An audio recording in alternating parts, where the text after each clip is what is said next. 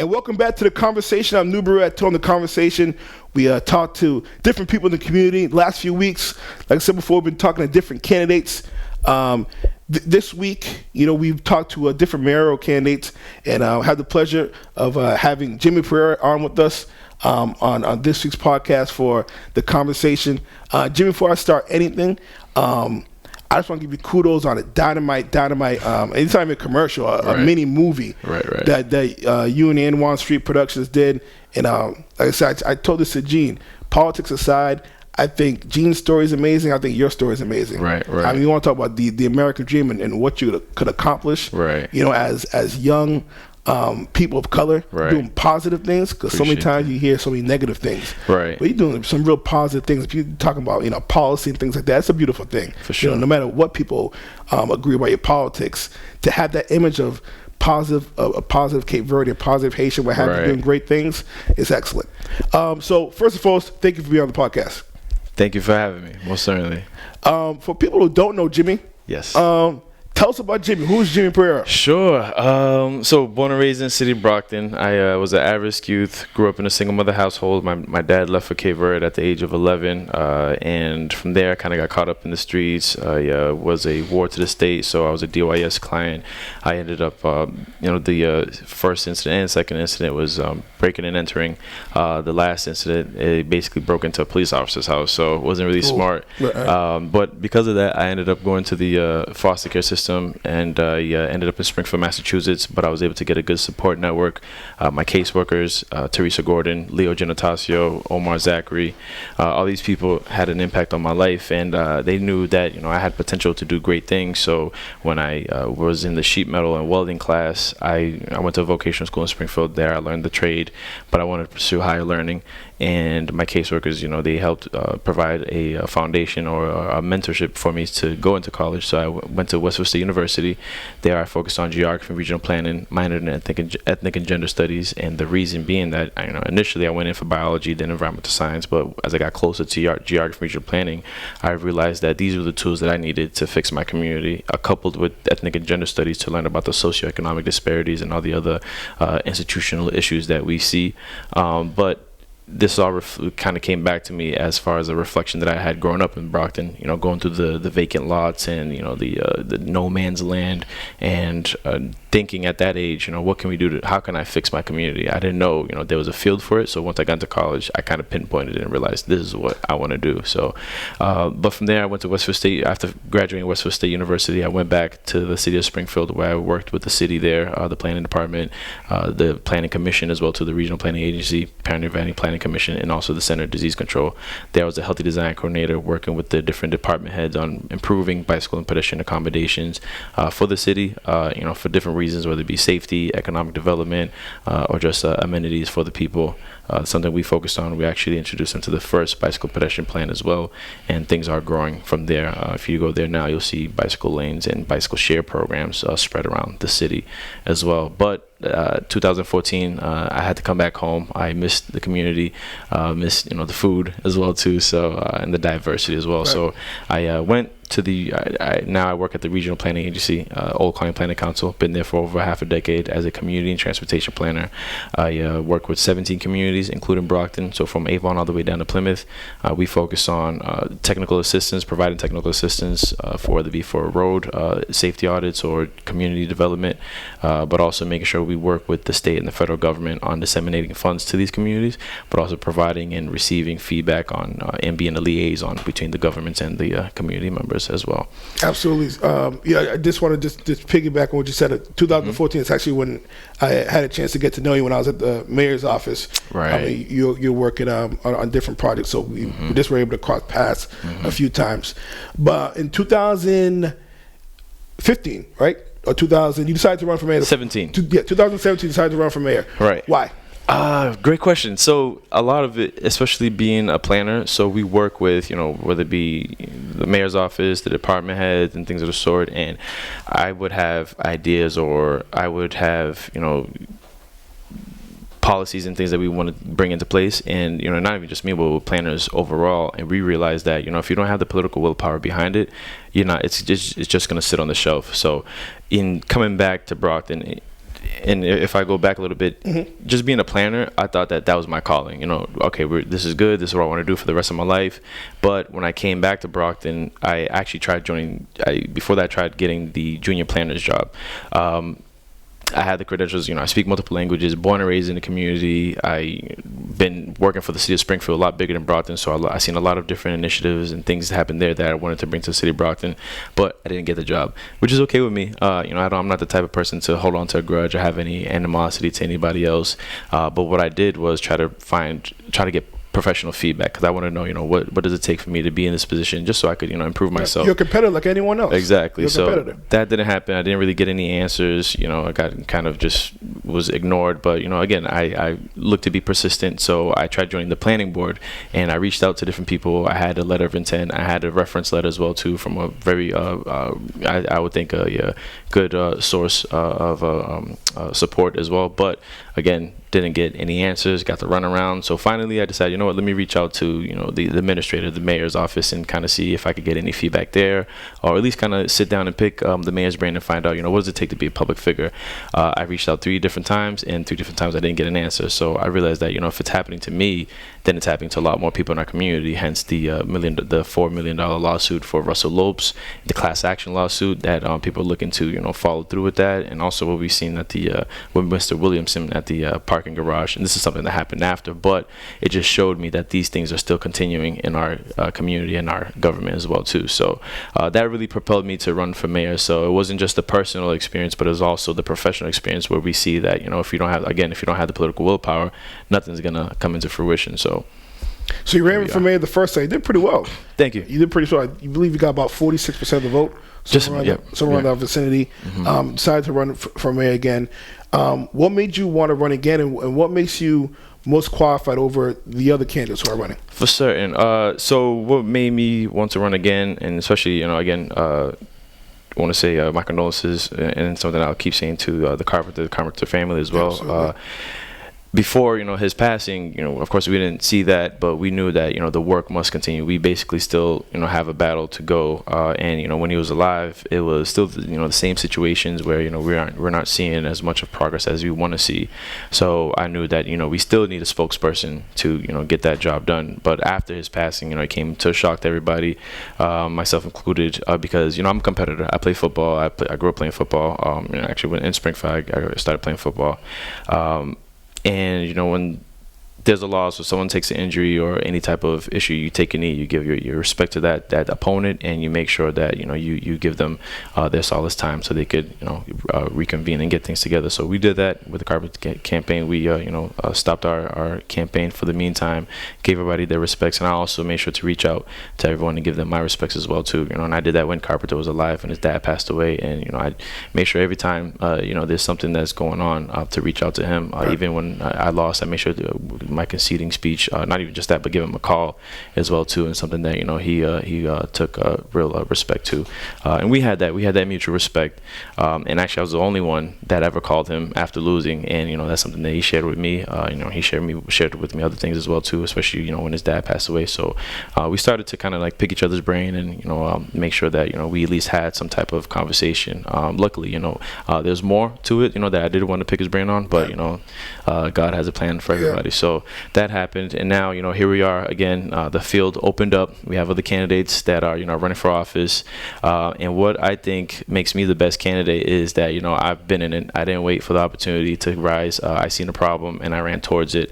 I know Carpenter has done some progress, has made some progress, but we all have different visions. The objective is the same, is to make Brockton better, and that's what I have. I have different visions. You know, some of them align with Carpenter's vision as well, especially when we look at downtown revitalization of downtown and looking at bringing businesses in as well.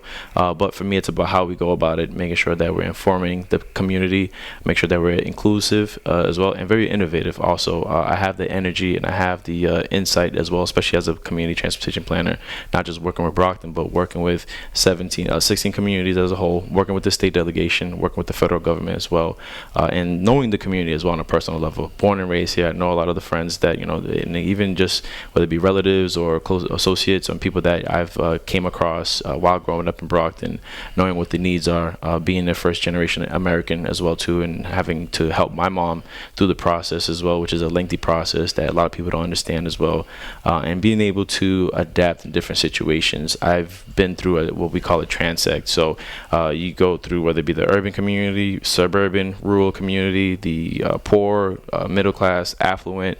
I've been through a lot of different places. I've been through a lot of different countries as well too, not just Cape Verde, but France, and other places in the country as well, Chicago, Florida, and in DC. And everywhere I go, I make sure to observe. I like to observe things, and I like to observe how things function as well, especially in a city format. I call myself a lifelong scholar because I'm always learning. I don't come off as someone that knows everything, right. And I think that that's what we need, someone that's going to listen, someone that again is going to be inclusive, and I feel that I am the best candidate to do that. When you if you get elected, mm-hmm. What's your priority? What's priority number one when you get to the office? What the so there's a lot for me, especially when you're looking at a city that functions. It's always pistons on go. There's a multifaceted approach. There's a lot of things going on at once, and you can't really focus on just one thing. So we will be focusing on a multitude of things. So looking at safety and precaution measures that we want to take. I think I want to work with the police department and making sure that we not just increase community policing, but increase community engagement, and also look at how does that look like in the community. And it's not just we're very happy that there's events going on. We just seen the 3-on-3 tournament with the fire and the police department. I love those things. I like to encourage more of those things, but also want to encourage getting into the community. We have walking beats. We want to increase that. We have the bike patrol. We want to increase that. The motorcycle brigade as well too. So we're going to have all that, but we're also going to make sure that we're engaging people in different ways, workshops, making sure that we're going door to door and working with the community members, and again with the neighborhood associations as well, because I feel that when you bring stakeholders to the table, if you have a conglomerate effort where there's bits and pieces and they're coming together, there's a puzzle, and you're bringing the puzzles together, you're able to solve a lot more issues. You're able to communicate with your neighbors and the other stakeholders and say, hey, this is what we're focusing on. We know you're focused on this, so there's overlap, so why don't we work together and make sure we move things steadily as well. So my priorities would be looking at safety, working with the youth, making sure that we get them off the streets and we provide more opportunities for them, working with the Department of Youth Services, working with the department heads, and making sure that we look at how we're going to clean traffic and mitigate traffic, and look at the pavement management system and make sure it's up to date. We're also going to look at ADA transition plans. We don't have that in the Brockton area. We're going to look at the evacuation route as well too. We're going to look at how we're going to bring more economic development to the city, and not just downtown, but the different pockets as well. So Campello, Montello, East Side, West Side, the entrances to the city. I think it's always important to look at the details as well. So when you're driving in, there's no wayfinding. When you get off of Reynolds Highway, if you're coming in from Avon, how do you get to downtown? You don't know unless you've been here. And I'm downtown all the time because of work. Not just downtown, but I'm all around the city and around the region and the state. So when I come to Brockton, or even when I'm just walking downtown, going to Oliveros and whatnot, or going to neighborhood health center or the new pharmacy, I'll have someone say, hey, how do you get to School Street, or how do you get to this, that, and the third? And some of them are from here, some of them are not from here. And to me, that's kind of like a canary in the mine. When you see people and they don't know where they're going, then there's a problem there, especially when you want to have attractions and tourism as well. So and again, like I said, it's a multifaceted approach. Everything is entangled with that. So we want to make sure that we're looking at, again, the economic development, but parks and recreation as well too. What are people doing? Where are they going? And we want to do a health impact assessment as well, because we want to look at the condition of our city, the stockpile of our employees and whatnot. So if we look at the amenities that is provided, are there walking trails, bicycle trails? Are there amenities or functional attributes, as a lot of people call it, that will help accommodate and brighten the community as well? The homeless situation, there's a lot of no man's land in the city of Brockton, so we want to dispel that as well.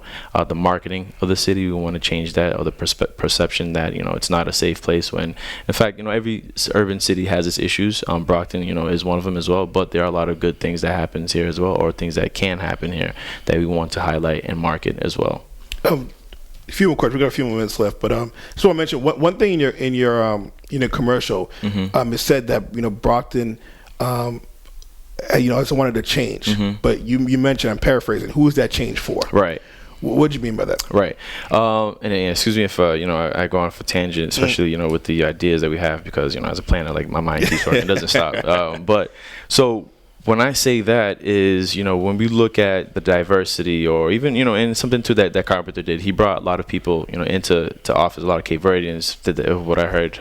But for me, it's not just about, Cape Verdeans. For me, the one thing, you can say a lot of things about me, but if you're going to say anything about me, make sure you include American, because that's what I am. And I know America's history. It's not beautiful, but it's our history no matter what. And when you go back in history and you see the disenfranchised, when you see those that have been oppressed, and you have a small population that may be taken out of that, or the aristocrats of that community, that may be brought to the forefront, and they may be included, and they may be, the business owners, they may be those of, great influence, but what about the rest of the people in the city of Brockton? So that's who I mean. And it's not just those of color, but it's those of low income, of those that, are facing substance abuse, those that just are misinformed and don't know, how to get access to information, or those that may want to climb up the economic ladder as well.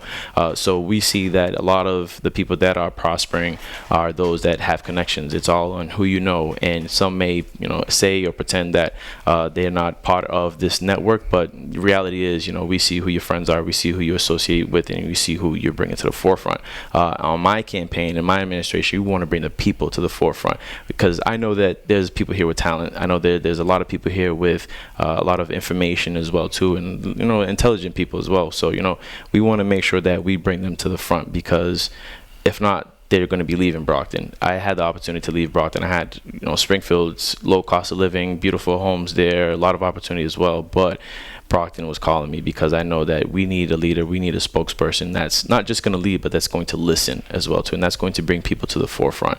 And that's what I mean when I talk about innovation, inclusiveness, and transparency. You look at other websites of in our region, like Easton, and you'll see a complete layout of where the money is going. You'll see exactly what people are doing, and where they want to focus on as well too, and where the disparities are as well. So we want to make sure we look at where our it's a SWOT analysis. So you look at the strengths, the weaknesses, the opportunities, and the threats as well. And that's what we want to focus on in Brockton. Really liven things up, but do it in a way where we are concise, we are clear, and that we are going to be moving ever so progressively in the city of Brockton.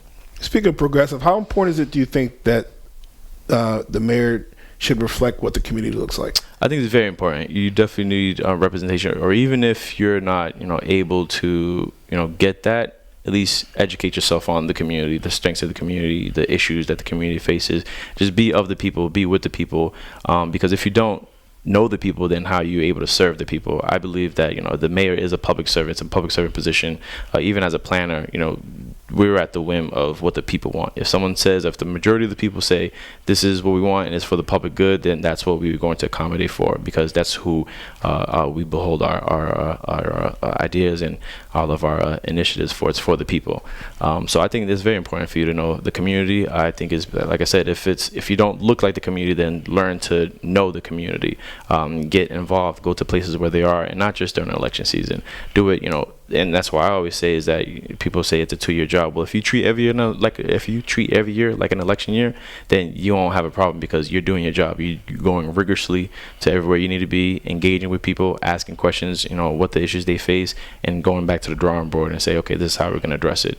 But make sure that they're there at the drawing board as well. Primaries is September 17th. Any final things you want to say to your listeners? Yes, please make sure you register to vote. You have till August 28th to be able to vote until September 17th. But even after that, we want to make sure everyone is registered to vote so they can vote for the general election. But primary is most important, because the most of the candidates who receive the most, the two candidates who receive the most votes will go on to October. We have a HQ party this Saturday as well, all day. So just stop by at 1351 Main Street. Visit the website www.jimmyforbrockton.com for more information. You can also find us on Facebook, Jimmy Pereira for Mayor of Brockton. Any questions or concerns you have, feel free to reach out to me. Do not hesitate to answer my phone call or make myself available to the public, because again, I'm a public servant. It's what I've been doing for over half a decade, and I will be doing this for a lifetime. That's Jimmy Pereira right there. You're listening to the conversation. I just want to share one quick story before we get out of here. Mm-hmm. And I told it to you privately. I just want to make sure the public cares about it. When the mayor passed away on July 3rd, the people gathered over at WrestlePika to give respects. This is before the actual funeral. Right. And then everyone's picking up "It Takes a Carpenter" sign, and there might have been other candidates there, but I didn't see anything for full disclosure. But I remember I saw you pick up a "Takes a Carpenter" sign with everyone else, and I thought that was real classy. So it's just another classy move by you, and there might have been others who have done it. I just didn't see the others, so I have respect for them. But just another thing. So I appreciate the class that you presided in your campaign. Yeah. That is it for the conversation. We'll be here with more candidates. Godspeed. Godspeed. Appreciate that.